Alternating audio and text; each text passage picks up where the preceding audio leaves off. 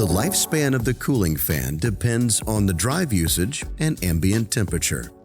To preserve the life of the drive, the ACS 310 has an automatic fan on-off control, which increases the lifespan of the drive and can be turned on or off at parameter 1612 fan control. Even with protective measures, fan failure on the ACS 310 is still possible. Fan failure can be predicted by the increasing noise from the fan bearings.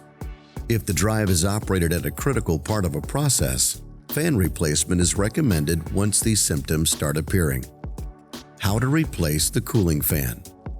Stop the drive and disconnect it from the power line.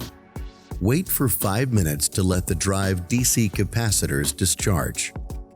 Remove the hood if the drive has the NEMA 1 option. Lever the fan holder off of the drive frame with, for example, a screwdriver. Lift the holder from the hinges. Free the fan cable from the clip in the fan holder.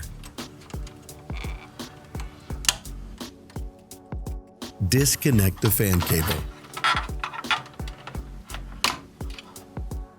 Remove the fan from the holder.